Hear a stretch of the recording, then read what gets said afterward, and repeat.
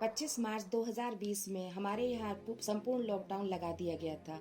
ये लॉकडाउन सरकार ने लोगों के बचाव के लिए लगाया था, लेकिन आप जानते हैं कि उस समय हमारे यहाँ जो केसेस थे वो मात्र 525 थे, जो हमारे इंडिया में कोविड के केसेस पाए गए थे। लेकिन फिर भी हमारे देश में संपूर्ण लॉकडाउन घोषित कर दिया गया और सभी लोग अपने घरों में कैद होकर के रह गए। 18 सितंबर 2020 को हमारा कोविड का जो केस का आंकड़ा था वो 93,337 था। हालांकि ये उस समय का हाई लेवल आंकड़ा था। देश को इस कारण बहुत ही बुरी आर्थिक स्थिति से भी गुजरना पड़ा और इसी कारण लोगों ने वर्क फ्रॉम होम का भी सहारा लिया और साथ में बच्चों को ऑनलाइन एजुकेशन का सहारा लेना पड़ा, क्योंकि जिससे उनका सिलेबस भी कंप्लीट हो जाए और पढ़ाई का भी कोई व्यवधान न आए। और सबसे बड़ी मुसीबत उन गरीब लोगों के सामने आई जो उन मजदूरों को बड़ी मुश्किल से अपने घर जाने का रास्ता मिला।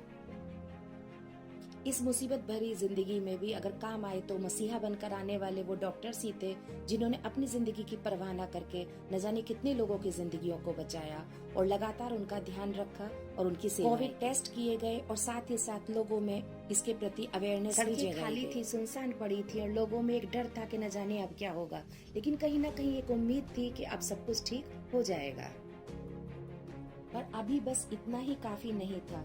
कोरोना के केस 28 जनवरी को 18,855 रहे, जो कि फरवरी तक आते आते कम हो गए थे। लेकिन अचानक 1 अप्रैल को फिर से इसका विस्फोट हुआ और हमारे सामने केस 1,26,789 आ गए और जो कि बढ़ते बढ़ते 13 अप्रैल को 1,84,372 हो गए। स्कूल कॉलेजेस सब बंद कर दिए गए हैं, लेकिन अभी भी बोर्ड एग्जाम बाकी हैं। क्या बोर्ड का कोई विकल्प नहीं है? क्या बच्चों को बोर्ड एग्जाम देने होंगे? क्या उनके द्वारा ये कोरोना स्प्रेड नहीं होगा? अभी ऐसे बहुत से सवाल हैं जिसका किसी के पास कोई जवाब नहीं है। अगर यही स्थिति रही तो इस आंकड़े को 2 लाख तक पहुंचने में ज्यादा वक्त नहीं लगेगा। इस स्थिति को देखते हुए लगता है कि हमारा देश अगले लॉकडाउन की तरफ बढ़ रहा है। जिस दौर से हम पहले गुजरे थे, हो सकता है हमें फिर उसी दौर से इस साल भी गुजरना पड़े। इस कोरोना के कारण बहुत मौतें हो रही हैं और जो मौतें नहीं भी हो रही हैं, जो लोग ठीक होकर के भी आ रहे हैं, तो उनकी इम्यूनिटी पे बहुत ज्यादा इफेक्ट पड़ रहा है और ये इफेक्ट हमें अभी परेशान नहीं, लेकिन आने वाले समय में हमें बहुत अधिक प्रभाव देने वाला है। हालांकि वैक्सीनेशन का काम चल रहा है और हमारे देश में लगातार वैक्सीनेशन हो रहे हैं, लेकिन पता नहीं कितने लोगों ने ये वैक्सीनेशन कराया है, इसका किसी के पास जवाब नहीं। क्या सभी लोग वैक्सीनेशन ले पा रहे हैं? हमें खुद भी केयर करना होगा। अगर हम मार्केट जाते हैं तो हमें 2 गज की दूरी जरूर अपनानी होगी, साथ में मास्क भी अवश्य लगाएं। हमें किसी के डर से नहीं, बल्कि अपनी सुरक्षा के लिए, अपने परिवार की सुरक्षा के लिए ये एहतियात बरतने होंगे।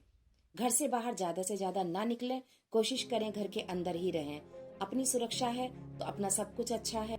हालांकि अभी सरकार ने किसी भी तरह का लॉकडाउन का जिक्र नहीं किया है, लेकिन जिस प्रकार से हमारे केसेस दिन प्रतिदिन बढ़ते जा रहे हैं, दिन प्रतिदिन केस हमारे सामने बढ़ते हुए नजर आ रहे हैं, उससे साफ जाहिर होता है कि हम धीरे धीरे लॉकडाउन की तरफ बढ़ते जा रहे हैं और ये लॉकडाउन हमारे प्रति, हमारे देश के प्रति, हमारी आर्थिक स्थिति के लिए बहुत ही बुरा होने वाला है। इसीलिए दोस्तों, इसको बचाना है और ये सब हम खुद भी कुछ कर सकते हैं। अपना ध्यान हम खुद रखें, स्वस्थ रहें।